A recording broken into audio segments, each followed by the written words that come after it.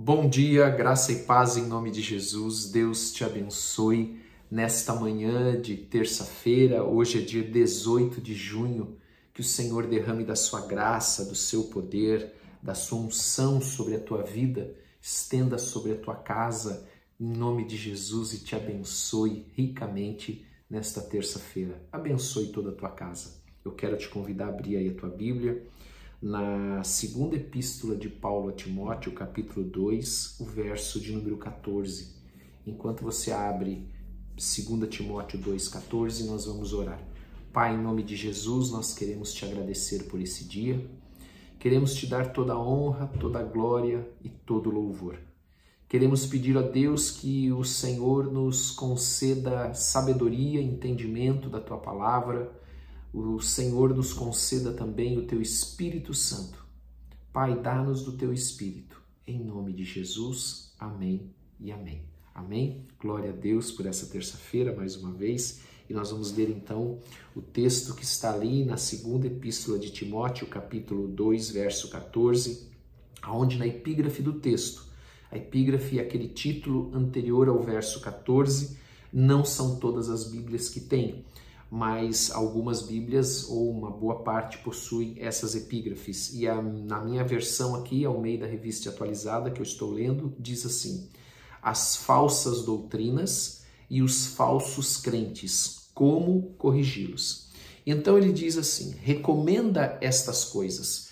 Diante de tudo que Paulo tem escrito, e você tem acompanhado aqui nesta segunda epístola a Timóteo, que nós começamos a ler no domingo, Paulo está então recomendando a Timóteo, recomenda estas coisas, ensina estas coisas, dá testemunho solene.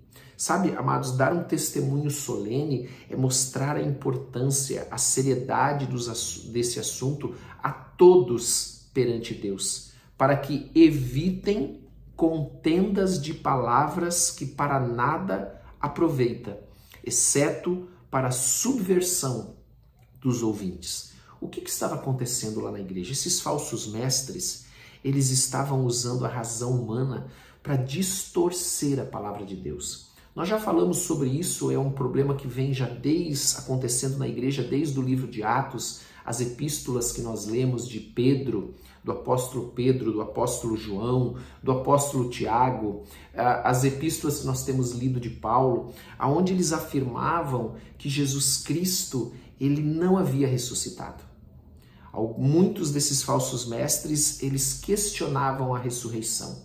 Eles questionavam esse ensino. Os gregos, eles tinham um conhecimento ou uma cultura onde eles valorizavam as coisas espirituais e diziam que a carne era má. Então, o que eles pensavam? Por que alguém que morreu e agora é espírito, agora é perfeito, vai querer voltar e ressuscitar o corpo se o corpo é mau?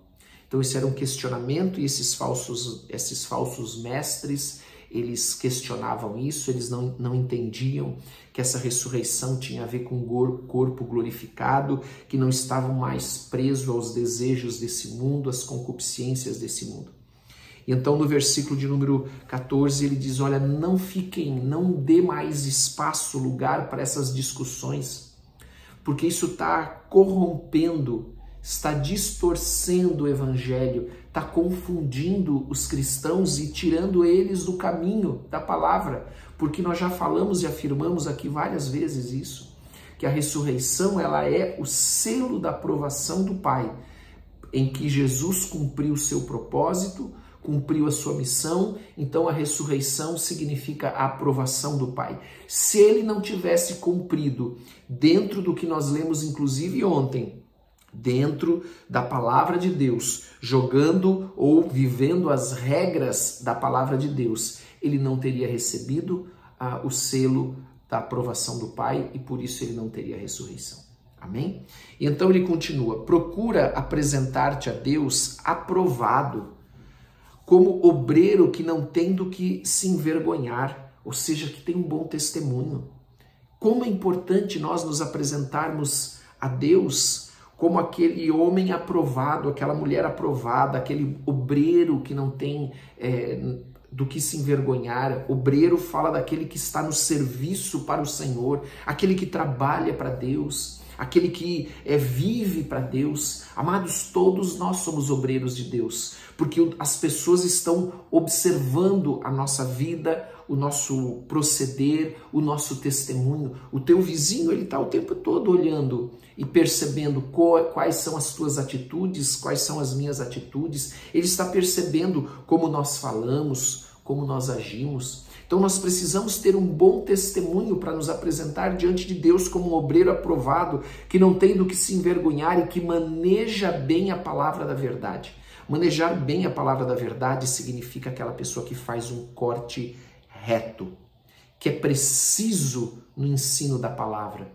Amados, é preciso ter precisão ao ensinar a palavra de Deus. Por isso que ela fala ele usa esse termo maneja bem, que significa aquele que faz um corte reto, preciso, lembrando aqui do trabalho do carpinteiro, do pedreiro, que deve estar ali, em tudo aquilo que ele faz deve haver precisão. Amém? E nós devemos também ter precisão no nosso serviço ao Senhor, seja como homem, como mulher, seja dentro da igreja, dentro da nossa casa, como testemunho próximo aos nossos vizinhos, aos colegas de trabalho, aos amigos. Precisamos ter um bom testemunho. Amém? Evita igualmente os falatórios inúteis e profanos. Ainda a respeito daquela primeira observação que ele fez lá no versículo de número 14, que diz ali no finalzinho do 14, que essas palavras, essas contendas estavam subvertendo os ouvintes. Então no versículo 16 ele diz: evita igualmente os falatórios inúteis e profanos, pois os que deles usam passarão a impiedade ainda maior. Ou seja, aquelas discussões, aqueles debates não geravam vida, não edificavam, mas levavam e conduziam as pessoas para uma impiedade ainda maior. E então ele continua ainda dizendo, além disso, a linguagem deles corrói como câncer. Amados, o cuidado com a nossa linguagem, o cuidado com as palavras que saem da nossa boca. Nós temos que ser, como nós lemos ali, homens e mulheres que manejam bem a palavra de Deus com precisão, entre os quais se inclui Himeneu e Fileto, que nós já vimos Paulo falando sobre ele lá em 1 Timóteo também. Estes se desviaram da verdade. Olha lá uma heresia que eles estavam ensinando, asseverando que a ressurreição já se realizou. E estão pervertendo a fé a alguns. Perverter é levar à ruína, é fazer essa pessoa se desviar. Aquilo que nós fazemos, e quando nós trazemos isso para a nossa vida, nós precisamos entender que tudo que nós falamos, tudo que nós fazemos, as nossas atitudes, elas podem conduzir as pessoas a Deus ou afastá-las de Deus, conduzi-las para o caminho de Deus com um bom testemunho, um testemunho correto, um testemunho preciso, uma vida aos pés do Senhor, ou nós podemos afastar as pessoas do caminho do Senhor com discussões, com palavras, com debates que não edificam.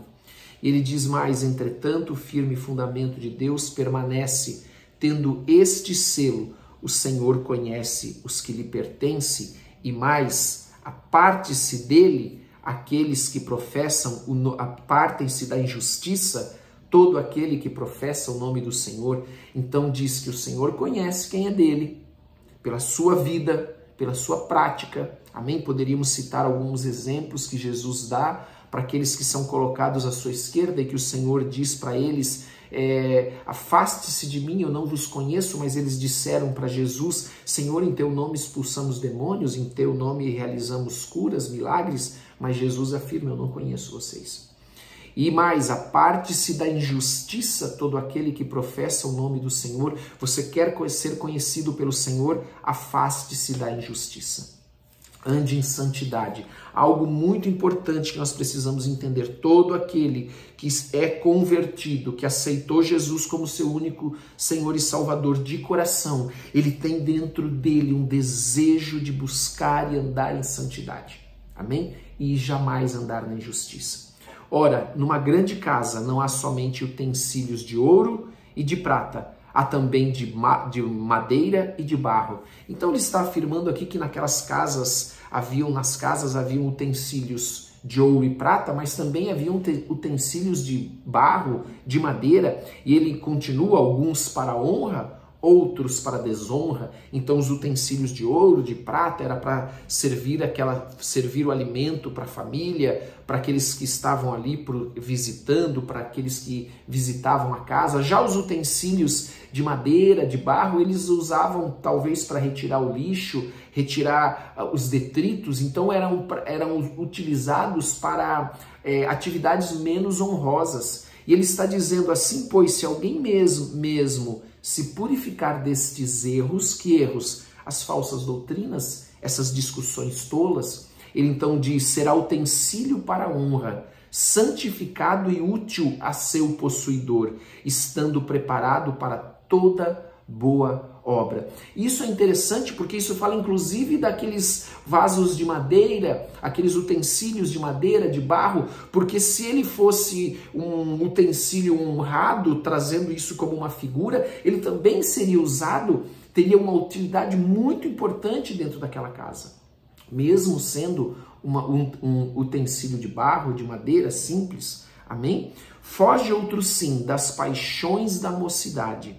Amados, essas paixões da mocidade não são somente os desejos da área que envolvem a área sexual, mas também o orgulho, a arrogância, a inveja, os desejos de provar algo, de se fazer visto. Então ele está dizendo: olha, foge das paixões da mocidade, segue a justiça, a fé, o amor e a paz com os que de coração puro invocam o Senhor, e repele questões insensatas e absurdas, pois sabes que só engendram contendas, que é disso que nós temos falado até agora. Engendrar é criar, produzir contendas, discussões que não edificam, mas vêm trazer destruição, vêm afastar as pessoas do caminho do Senhor, os irmãos.